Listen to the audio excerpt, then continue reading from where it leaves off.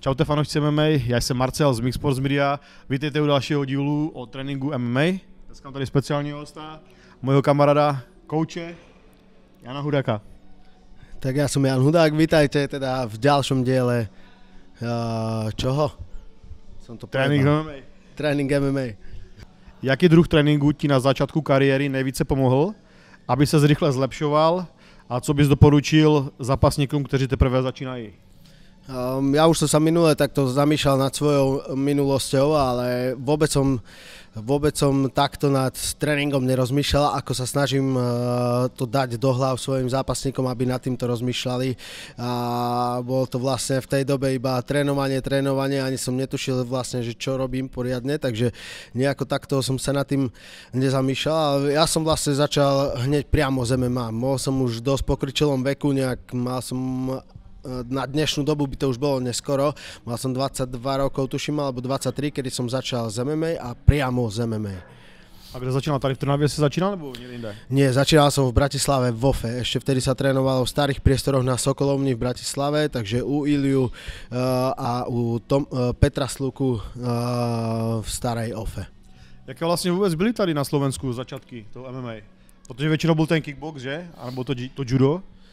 No vlastne ja som sa dostal asi pravdepodobne tým úplne prvým začiatkom, pretože ja som v tej dobe ani netušil, že nejaký MMA klub existuje na Slovensku a že tento druh športu, ktorý som len poznal z internetu a pozerali sme si tie prvé UFCčka, tak som ani netušil, že takéto niečo sa trénuje na Slovensku a dostal som sa tam vlastne cez kamaráta, ktorý bol spolužiak Attilu Vega a on mi o tom povedal, že toto sa trénuje aj na Slovensku, takže boli určite ťažké začiatky.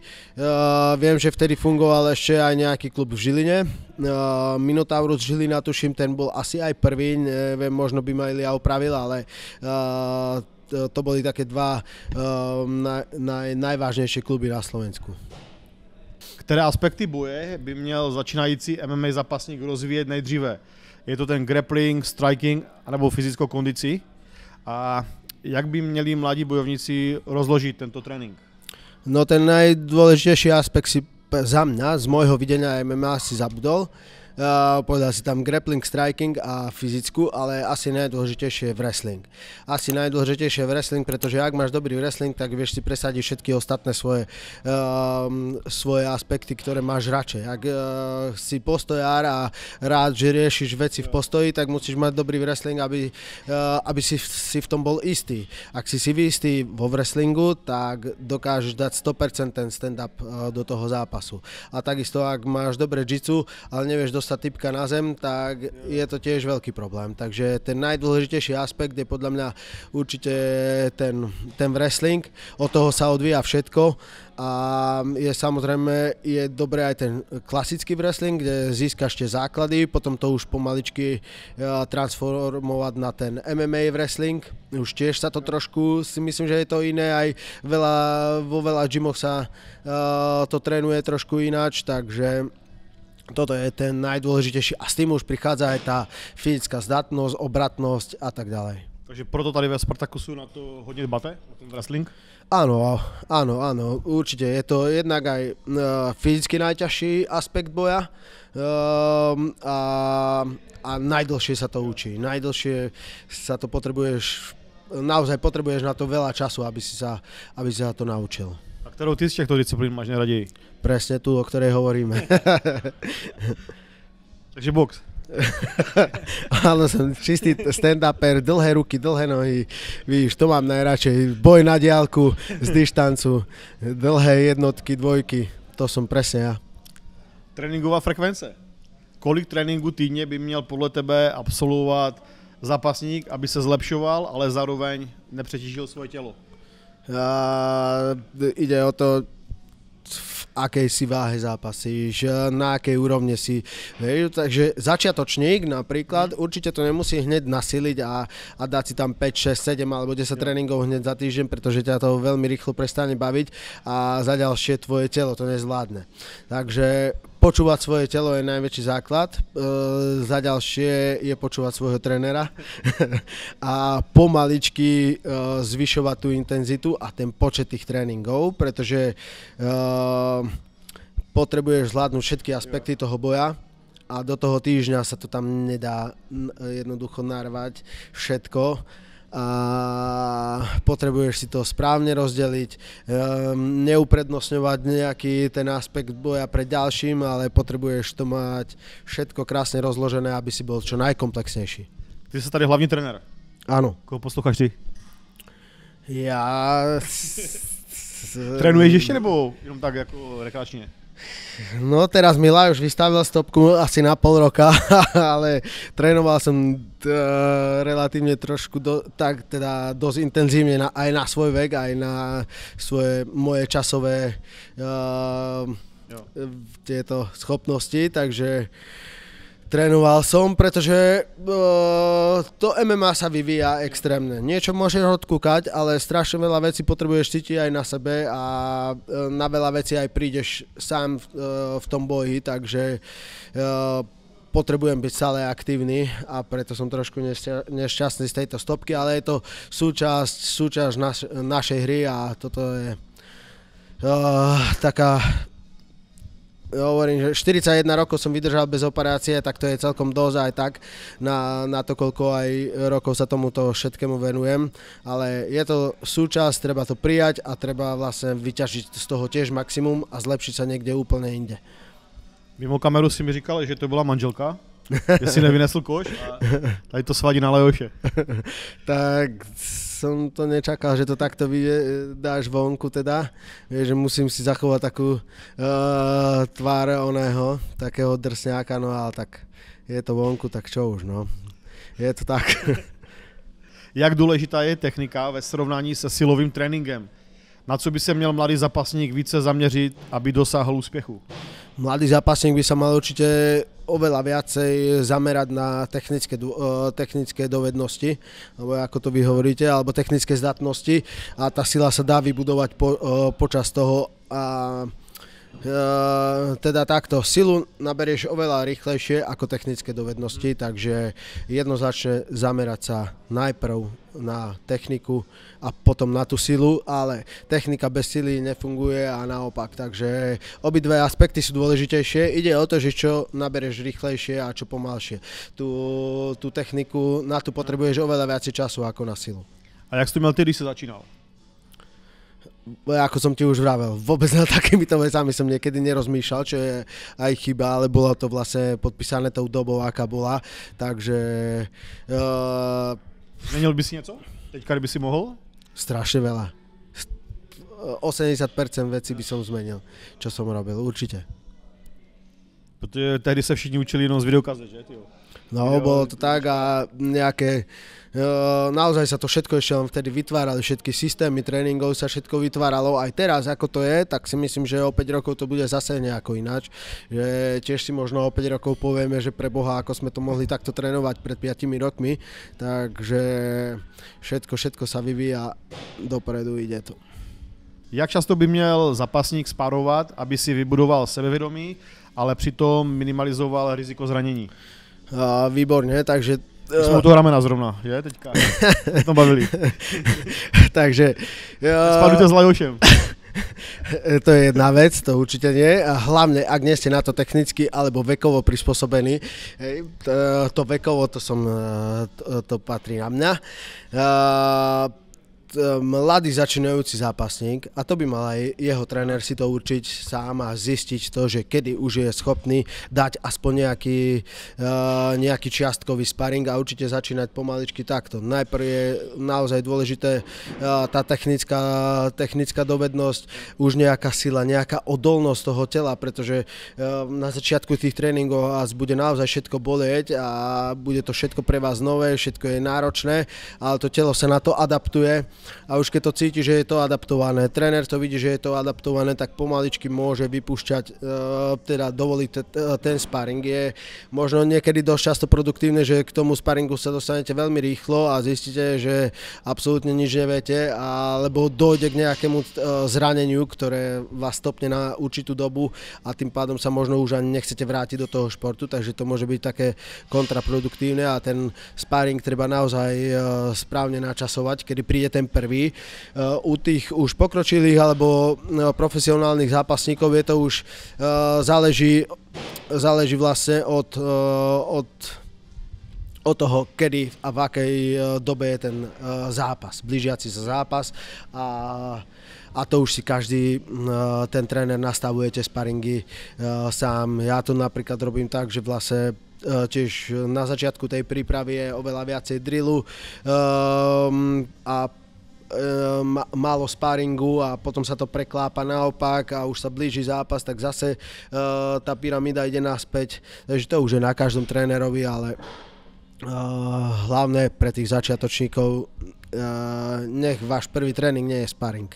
A doporučuješ nějaký den speciální v týdnu, který je dobrý? Začátek týdne, konec týdne? Ja to mám tak, že sme relatívne v strede týždňa, lebo väčšinou sme vo štvrtok, ale v stredu je vždycky taký maličký deal-out deň. Hej, aby to nebolo v piatok alebo na začiatku týždňa. Na začiatku týždňa by to bolo tiež OK, ale robím to tak, že vlastne sa dostaneme do niečo, ešte stále si to precvičíme to, čo chcem robiť, aby sme robili sparingu a cez víkend ti to vyprchalo z hlavy. Takže preto to urobíme pondelok, útorok, streda je taký oddychovejší deň, kde je iba bude jeden ľahký tréning alebo žiaden, aby si bol ten štvrtok oddychnutý. Najhoršie možno za mňa bez deal-outového dňa, takého je niekedy v piatok alebo sobotu, kedy si už naozaj že unavený a to riziko zranenia je oveľa väčšie. U nás právě American Top Teamu jsou sparingy pondělí, ale zase tím pádem kluci nechodí úterý středa, protože jsou z toho, jakože jak mají zranění, jsou zničení. No, okay. Zase přijdou o úterky středy. Se hodně stává, pak jenom chodí ty čtvrtky, pátky. No, takže... To je plus a minus, tyjo. A no? Uvidíš, o 2 roky to budu mať tak ako ja. Jen na tebe číslo, tyjo, a tě zavolají. Když se má spadovat pořádně. Okay. Kardio a vydrž. Jak důležité je mít v MMA vynikající kardio? Co doporučuješ pro zlepšení výdrže v kleci? Co to by třeba pomohlo hodně? Nebo co doporučuješ? No, kardio a výdrž v kleci závisí od skutočného kardia a od hlavy. Hej. Ak ti odíde kardio, tak môžeš vedieť všetky technické dovednosti, aké máš, ale nevieš to jednoducho dať. To je jedno s druhým je aj tá sila. Kardio a sila, ak to nemáš, tak to nevieš jednoducho použiť. Hlavne, ak sa dostaneš pod tlak a si vyšťavený. Najlepšie za mňa určite je nejaký boost, ktorý sa dá trošku dať aj vo fitku, ale je to možno nejakých 10-20%, ale gro kardia sa robí určite v klietke a na žinienke a také najťažšie alebo najefektívnejšie sú nejaké situačné sparingy, kde ho dostaneš zápasníka teda úplne do nekomfortnej pozície, z ktorej sa musí dostať a striedajú sa na ňom čerství ľudia a potrebuje to prekonať hlavne tú hlavu. A treba to aj správne naintervalovať časovo. Používáte nějaké specifické tréninkové metody nebo techniky, které pomáhají zlepšovat v konkrétních oblastech, například jako práce na zemi, údery nebo obrana? Ja si myslím, že áno, že nebudeme ich nejako možno konkretizovať, ale mám vlastne takú svoju kostru, a je to asi 80% roboty v gyme je stále to isté a drží sa to tej hlavnej kostry. Sú to veci, ktoré za mňa musia stále ovládať a do nekonečna opakovať.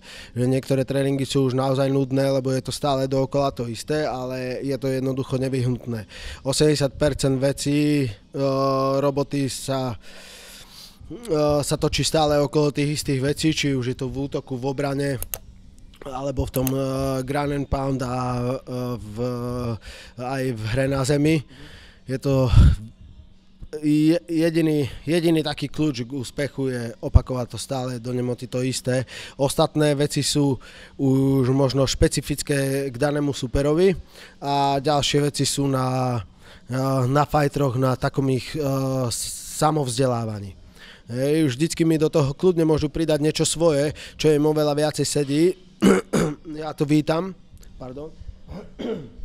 je to vítané, hlavne preto, že ten zápasník potrebuje aj rozmýšľať. Naozaj rozmýšľa o tom, že čo robí. A to, keď príde s nejakou novou vecou a pridá mi to do tej mojej, tak to je veľké potešenie pre mňa. Jak vypadá váš typický tréninkový den v rámci přípravy na zápas a jak se liší od tréninku mimo tú sezónu? Tak niečo podobné som ti už zodpovedal asi pred chvíľočkou, že vlastne naozaj, keď už je tá príprava na zápas, tak stále ideme všetky moje vlny a všetky držíme sa tej kostry hlavnej, ktorú preferujem a opakujeme to dookola. A sú naozaj aj také obdobia, kedy nemáme nejaké prípravy na nejaký zápas a to úplne zvolníme. Naozaj ten tréning je vrátime sa možno k nejakým úplne tým základným veciam, alebo preberáme úplne nové, ale všetko je... Snažím sa to držať aj tak, aby bola aj sranda na tom tréningu, keď je mimo nejakej tej prípravy a tak ďalej, tak niekedy sú tie tréningy aj kratšie a viacej kecáme ako robíme, ale je to tiež potrebné podľa mňa aj pre hlavu, aj pre takú pohodu zápasníkov. Ty jsi hlavní trenér Leoše Kleina? Je to tak. Děláte hodně videorozbor toho soupeře předtím? Kdo to dělá nejvíc, ty? Robievali sme to, aj robíme to teda spoločne, aj s Lapom, lebo ono je to tak, že ten MMA je extrémne komplexný šport a každý jeden tréner má úplne iné videnie toho MMA.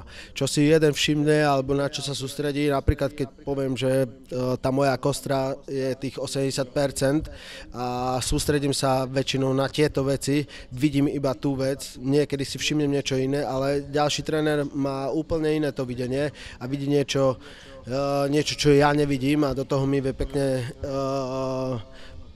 pekne vložiť do tej mozaiky, takže je veľmi dôležité, aby sme to robili dvaja, traja a kľudne aj nemám s tým problém si vypočuť aj názor úplne niekoho iného, kto je mimo týmu a pekne sa to zapadne do tej mozaiky prípravovej. Takže sem tam, když přijde nějaká uklízečka nebo někdo, tak se zeptáte, to vypadá?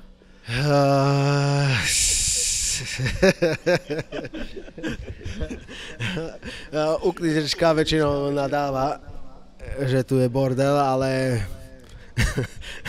a neviem, jak by som... Vidíš, ja idem do vážnosti a potom ma prekvapíš takouto. A nahráváte si třeba vaše tréninky na sparingy nebo něco a potom se na to díváte zpátky, nebo to neděláte? Hlavne keď som preč, tak si to potrebujem natočiť, aby som to videl a takisto keď sa niečo stane alebo niečo nie je v poriadku, že nejde to podľa toho, ako chcem, podľa tej mojej osy alebo podľa toho, čo sme robili a tie veci tam nie sú v tom sparingu, tak v tej chvíli si to potrebujem. Zapnem si kameru, ukážem a vtedy to aj lepšie pochopí ten zápasník a aj ja to lepšie uvidím. Takže nie je to taká úplne nutnosť. Ak ide všetko dobré, tak si to nenahrávam. Ale ak nie je niečo v poriadku, tak viem, že je to veľmi dobrý prostriedok na to a ten zápasník to dosť často pochopí, ak vidí sám seba na videu. Jak trénujete mentální stránku boje? Máš nějaké metody na posilování psychické odolnosti a soustředění během zápasu? Ako myslím si, že ten náš tým je tak dobre poskladaný, že vždycky je tam super pohoda, vládne tam naozaj dobrá symbióza a myslím, že vieme toho Lajoša nastaviť stále správnym smerom. Takisto moji všetci amatérski zápasníci potrebujú nejaké to posunutie, tak ja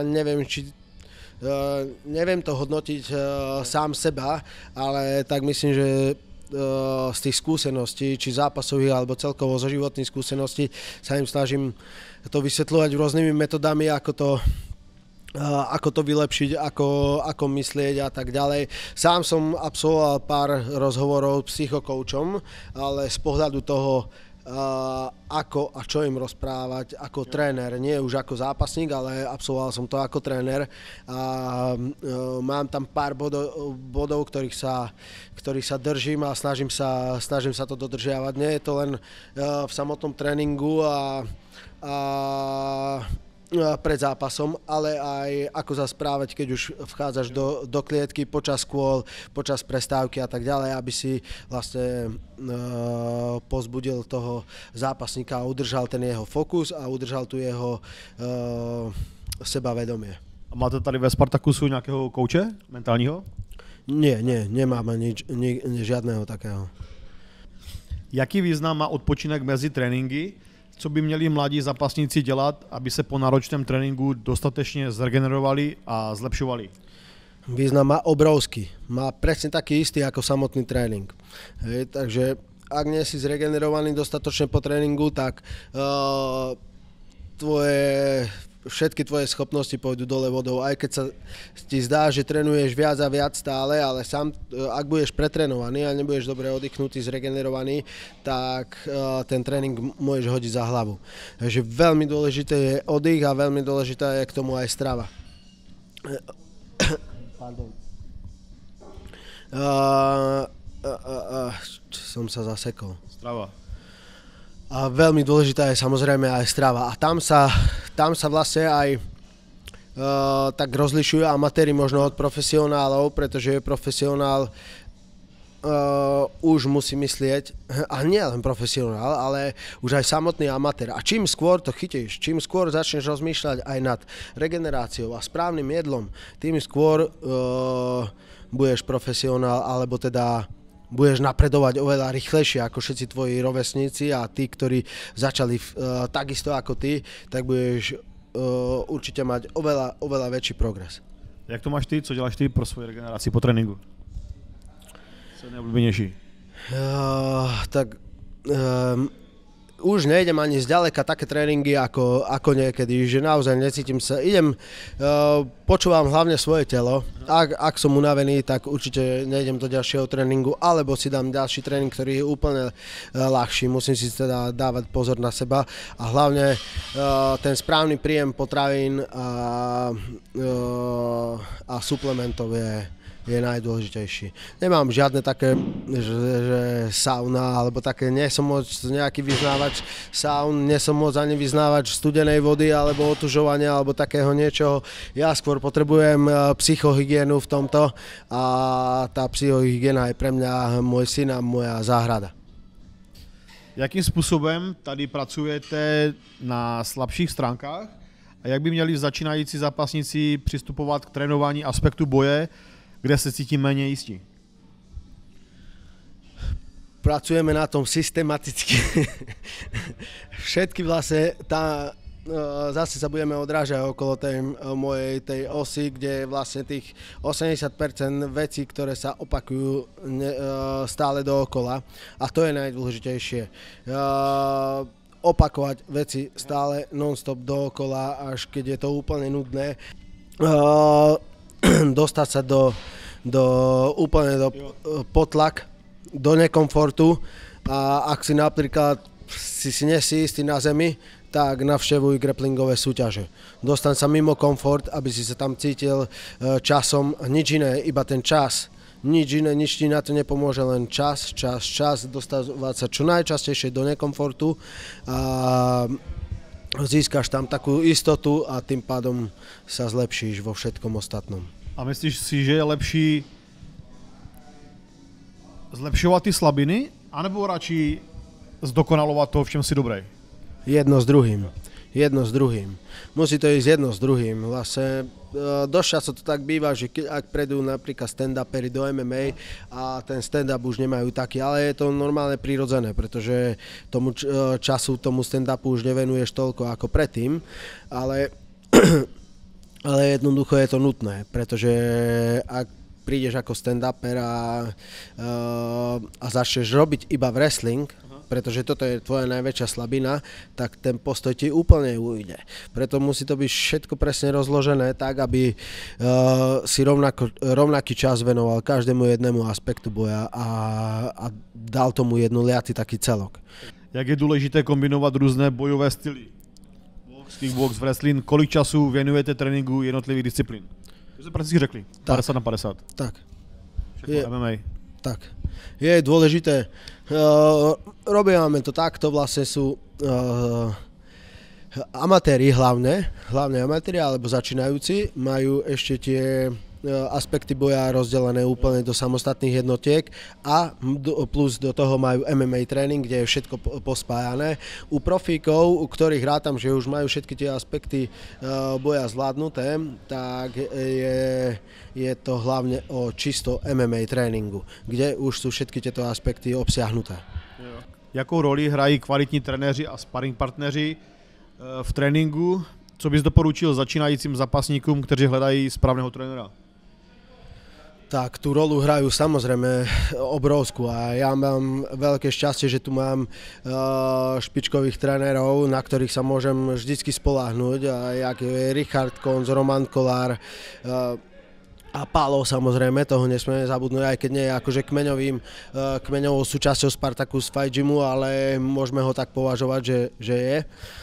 A na všetkých týchto ľudí sa viem na 100% spoľahnúť, sú to kvalitní ľudia, je veľmi ťažké nájsť takýchto ľudí a ja mám také šťastie na ľudí vo svojom živote a toto je jedno tiež zo šťastí, že takáto štvorka alebo peťka sme sa dali dokopy a z toho ťaží celý Spartacus a všetci zápasníci. Jak jsi to měl ty, když jsi začínal? S trénermi? Kdy si narazil ty na pořadného trenéra? Hneď na začiatku, pretože v tej ofe mali to tam rozdelené, Iliáš Kondriš mal na starosti hlavne tých profíkov a mňa mal na starosti Peter Sluka a doteraz na ňo spomínam ako na môjho najlepšieho trénera a veľmi by som, on už teda nefunguje ako tréner, už má svoju rodinu a tak ďalej, svoj biznis, ale na ňo nezabudnem nikdy a si myslím, že som mal veľké šťastie, mal dobré videnie, vedel byť aj psychokouč, vedel byť aj výživový poradca, bol to naozaj taký prototyp trénera, na ktorého si stále spomeniem. Jaké vybavení považuješ za nezbytné pro kvalitní domácí trénink? Co by si doporučil mladým zápasníkům, kteří nemají přístup ke špičkovému gymu? A nebo radši fakt zaplatit si aj do toho gymu? Ak sa chceš pripraviť na nejaký zápas, ak to s tým MMA myslíš vážne, tak naozaj potrebuješ veľký počet sparring partnerov, iné štýly a potrebuješ trénera, takže doma s tým nespravíš nič. Už ak si na nejakej úrovni a vieš si zavolať svojich sparring partnerov svojich otypovaných domov k sebe, tak je to OK, ale pokiaľ začínaš, tak bez kvalitného trénera a sparring partnerov to nemá význam. Jakým způsobem se chráníte před zraněními v průběhu tréninku? Jak by měl mladý začínající zápasník předcházet častým zraněním, které by je mohla omezit v tom tréninku? O tom sme sa už aj bavili a to je tá regenerácia a strava. Správny prísun bielkovín a všetkých ostatných nutrientov tiež je jedna prevencia pred zraneniami. Fyzická zdatnosť a sila nie je len potrebná preto, aby si dotiahol armbar alebo uškrtil niekoho, ale je to tiež dôležité ako prevencia proti zraneniu. A hlavne, keď sa bavíme o začiatočníkoch, neprepáli to na začiatku a naozaj pekne postupne adaptovať to telo na tento ťažký, najťažší šport a to je tá najväčšia prevencia, aj keď tým zraneniam sa pravdepodobne nevyhneš nikdy, že je to taká súčasť a treba si len na to zvyknúť. To je všechno, díky moc. Ja ďakujem. Tak to tady všechno od nás ze Spartacus Gymu v Trnavě. Janko, díky moc za rozhovor. Páči, veľmi rád aj na budúce. Doufám, že vám to v něčem pomohlo. Takže sledujte náš YouTube kanál, sledujte Spartacus Fight Gym, tady Janka na Instagramu. Kľudne môžete. Jak je to u vás třeba, když jsme u toho, můžou se přijít podívat na trénink, jak to máte? Jasné, samozrejme. Akože strašne veľa ľudí, aj keď má ten šport nový, má stále nejaký hype a rastúci záujem. A veľa ľudí, ak si pozrie náš program, tak pre verejnosť sú tam MMA tréningy iba 2-krát do týždňa a oni prídu vlastne presne iba na to MMA a to je to, to je tá najhorší začiatok. Vždycky si musíš najprv prejsť všetkými aspektami toho boja, či už je to nejaký postoj v wrestlingu alebo jitsu, dostať sa do tej, už aspoň mať tie základné technické schopnosti, nejaké adaptované telo na to, a až potom prísť na ten MMA tréning. To je ten úplne najlepší scenár, je neprísť hneď ako na prvý tréning na MMA tréning, pretože naozaj tam už je všetko spojené do toho, všetky tie aspekty boja, a ja to tak mám, že neučíme sa na MMA tréningu armbary základy armbaru, ale všetky aspekty boja sú už spojené v tom MMA tréningu. Takže úplne ideál je prejsť si každý deň nejaký tréning, nejaký druh tréningu, cítim sa, že už som OK, že už to zvládam, že už ma neboli všetko, vtedy viem už prejsť aj na MMA tréning. A samozrejme všetci sú vítaní, držte sa toho, čo som povedal, naozaj môžete si všetky ostatné tréningy si môžete len prísť pozrieť, samozrejme môžete si tu sadnúť, pozrieť, či vás to chytí a tak ďalej, porozprávať sa s trénerom, to je najlepšie, porozprávať sa s trénerom, aby vám povedal to, čo som vám povedal ja, ako začať, a všetci ste tu určite vítaní a budeme radi, ak tu bude čo najviac ľudí. Zajímá tě za kulisy UFC a profesionálního MMA? Chceš vidět, co dělají zápasníci mimo oktagon a gymy, ve kterých trénujou? Dej mi odběr, mi to hodně pomůže a hlavně mi to dá motivaci natáčet další videa.